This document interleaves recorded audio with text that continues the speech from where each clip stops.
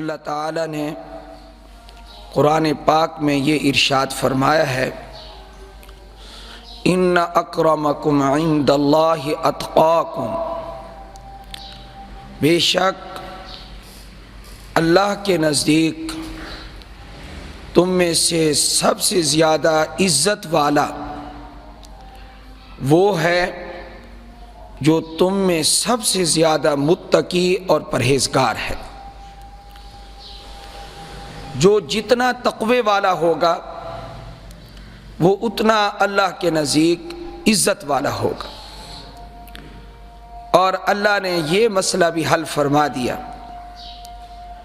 کہ کچھ ایسے لوگ ہوتے ہیں کہ بہت ہی تقوی اور پرہیزگاری والے ہوتے ہیں، لوگ بعض ان کی عزت نہیں کرتے، تو اللہ تعالی نے فرمایا ان اکرمکم عند اللہ، کہ عزت ان کی ہوگی اللہ کے ہاں۔ تو اللہ کے ہاں عزت کا مسئلہ اور ہے، اور لوگوں کے ہاں عزت کا مسئلہ یہ اور ہے۔ اب شرابی آدمی تو شرابی کی عزت کرے گا، چرسی کی عزت کرے گا، اور چور کی عزت کرے گا، زانی سے محبت کرے گا، ڈاکو سے محبت کرے گا، اپنے ہم جنس کی طرف، اپنے ہم خیال کی طرف میلان ہوگا۔ لیکن تقوی والا وہ عزت پائے گا اللہ کے ہاں، اللہ کے نزدیک اس کی بڑی عزت ہوگی۔ ان اکرمکم عند اللہ اتقاکم۔ اس سے مجھے قرآن کریم کی ایک اور آیت ذہن میں آئی کہ اللہ تعالی ارشاد فرماتے ہیں، یا ایھا الذین آمنوا لا تکونوا کالذین آذوا موسیٰ فبرأہ اللہ مما قالوا۔ اے ایمان والو، تم ان لوگوں کی طرح نہ بننا جنہوں نے حضرت موسیٰ علیہ السلام کو ستایا تھا، تم اپنے نبی کو نہ ستانا۔ فبرأہ اللہ مما قالوا، جو وہ کہا کرتے تھے حضرت موسیٰ علیہ السلام کے بارے میں کہ حضرت موسیٰ علیہ السلام ہمارے ساتھ اس لیے نہیں نہاتے کہ ان کو کوئی بیماری ہے، اللہ نے اس بیماری سے حضرت کو بری ثابت کر دیا۔ فبرأہ اللہ مما قالوا وکان عند اللہ وجیہا۔ فرمایا اللہ کے ہاں، بنی اسرائیل کے بعض لوگوں کے ہاں اگرچہ موسیٰ علیہ السلام کی عزت نہیں تھی، لیکن وکان عند اللہ وجیہا، اللہ کے ہاں حضرت موسیٰ علیہ السلام وجیہ تھے، عزت والے تھے۔ تو متقی اور پرہیزگار آدمی کی عزت کس کے ہاں ہے؟ اللہ کے ہاں ہے۔ یہ تو اس آیت کے پڑھنے سے یہ مضمون ضمنی طور پر ذہن میں آیا جو میں نے بیان کر دیا۔ اب ہم مختصر وقت میں ایک ایسی ہستی کا ذکر کرتے ہیں کہ جن کو انبیاء کے بعد سب سے زیادہ تقوی والا، پرہیزگاری والا قرآن نے لقب دیا ہے۔ قرآن نے کہا سب سے زیادہ متقی اور پرہیزگار نبیوں کے بعد کون سا شخص ہے؟ فرمایا اس کا نام نامی ابو بکر صدیق ہے رضی اللہ تعالی عنہ۔ وَسَيُجَنَّبُهَا الْأَتْقَى، اللہ نے فرمایا جہنم کی آگ سے، دہکتی ہوئی آگ سے، سلگتی ہوئی آگ سے، بھڑکنے والی آگ سے، شعلہ زن آگ سے اللہ تعالی بچا لے گا۔ کس کو؟ فرمایا کہ الاتقا، جو سب سے زیادہ متقی اور پرہیزگار ہے۔ وہ سب سے زیادہ متقی پرہیزگار کون ہے؟ نام ذکر نہیں کیا، صفات ذکر کی ہیں، اور انہی صفات کی وجہ سے اللہ تعالیٰ نے ان کو اتقا کہا ہے۔ کیا صفات ہیں اتقا کی؟ فرمایا وَسَيُجَنَّبُهَا الْأَتْقَى الَّذِي يُؤْتِي مَالَهُ يَتَزَكَّى، اپنا مال خرچ کرتا ہے تاکہ دل میں مال کی کوئی محبت باقی نہ رہے اور دل پاک رہے، اور مال اپنا خرچ کرتا ہے۔ حضرت بلال کو دیکھا رضی اللہ تعالی عنہ کو امیہ بن خلف روزانہ ان کو پیٹتا تھا، روزانہ مارتا تھا، کل کے زخم آج تازہ کرتا ہے، تپتی ہوئی گرم ریت پر سنگریزوں پر لٹا دیتا تھا، بھاری پتھر اوپر رکھ دیتا تھا، کہتا تھا کہ تو محمد کا دین چھوڑ دے صلی اللہ علیہ وآلہ وسلم۔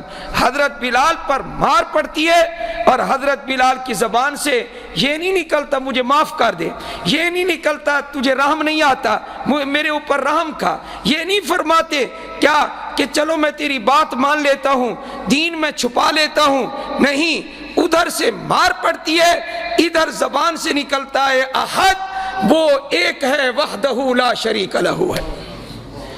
یہ حالت دیکھ کر ایک دن حضرت صدیق اکبر رضی اللہ تعالیٰ عنہ نے امیہ بن خلف کو کہا کہ تجھے اس مسکین پر رحم نہیں آتا؟ اس نے کہا رحم کیوں آئے؟ اس نے ہمارے دین کو ترک کر دیا، چھوڑ دیا ہے، اور محمد کے دین کو اس نے قبول کر لیا صلی اللہ علیہ وآلہ وسلم۔ حضرت صدیق اکبر نے کہا کیا تم سودا کرنا چاہتے ہو؟ اس نے کہا میں سودا کرنا چاہتا ہوں۔ کہا اس کو پھر میں خرید کرنے کے لیے تیار ہوں، بتا اس کی تو کیا قیمت لے گا؟ بعض نے لکھا ہے کہ کچھ سونا طے ہوا تھا، بعض نے لکھا کہ ایک غلام کا مقابلہ ہوا تھا۔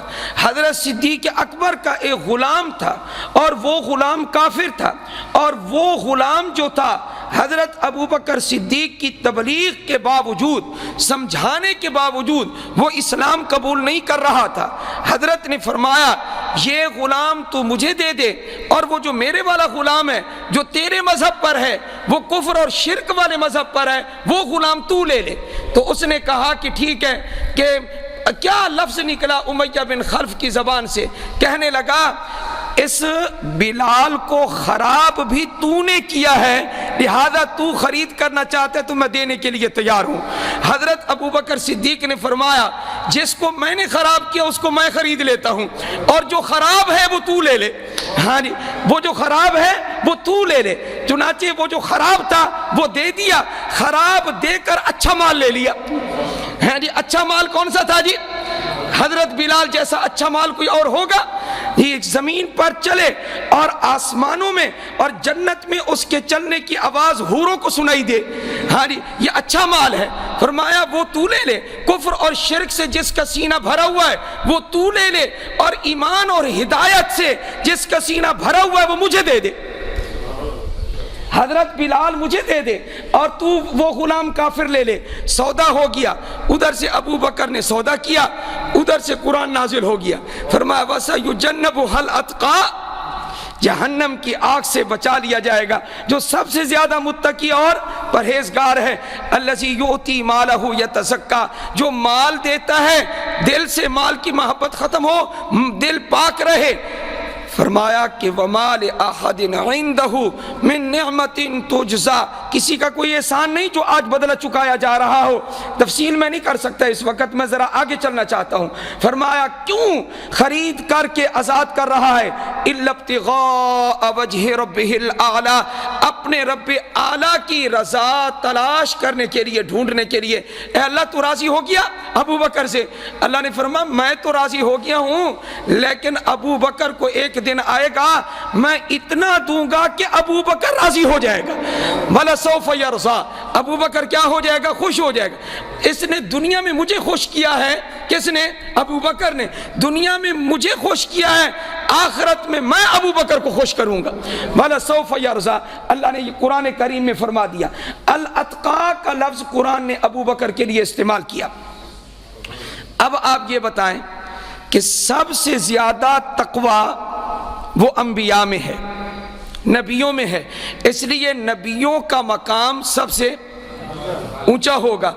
اب اس کے بعد نمبر آیا اس کائنات میں جتنے نیک لوگ ہیں، ابرار ہیں، صالحین ہیں، قطب ہیں، ابدال ہیں، جو بھی ہیں قطب، ابدال، ولی، ہاں جی، اور سہروردی، نقش بندی، چشتی، ہر قسم کے قادری، جتنے سلاسل کے اولیاء گزرے اور زمینوں میں چلے گئے، اور آج ان کا صرف ذکر ہے اور نام و نشان کسی کا بھی نہیں ہے۔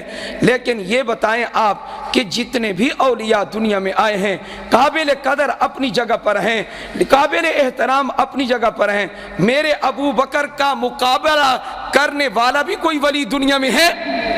ابو بکر سے بڑھ کر اور کوئی ولی پیدا ہی نہیں ہوا۔ یہ ہے ابو بکر صدیق، سرتاج اولیاء۔ میں ان کو سرتاج اولیاء کا لقب دیتا ہوں۔ میں کیا دیتا ہوں؟ آئیے ذرا مرزا مظہر جان جانا رحمت اللہ علیہ، نازک المزاج اور نفیس المزاج بزرگ گزرے ہیں، سلسلہ نقشبندیہ کے عالم بڑے اونچے گزرے ہیں۔ سلطان عالمگیر، بادشاہ کو کون نہیں جانتا؟ سب جانتے ہیں نا جی۔ سلطان عالمگیر بادشاہ جس نے اپنے ہاتھ سے قرآن لکھا، اپنے ہاتھ سے ٹوپیاں بنی اور پھر ان کو بیچ کر اجرت لے کر بادشاہ وقت اپنا پیٹ اور گھر والوں کا پیٹ پالتا ہے، اور بیت المال سے وظیفہ 50 سال سے زائد اس نے یہ ہندوستان پر حکومت کی ہے، جہاد کیا ہے اور اس نے علاقے فتح کیے ہیں۔ اتنا نیک دل بادشاہ تھا۔ یہ جو مظہر جان جانا رحمت اللہ علیہ بزرگ کا میں نام ذکر کر رہا ہوں، یہ سلطان عالمگیر کا خالہ زاد بھائی ہے۔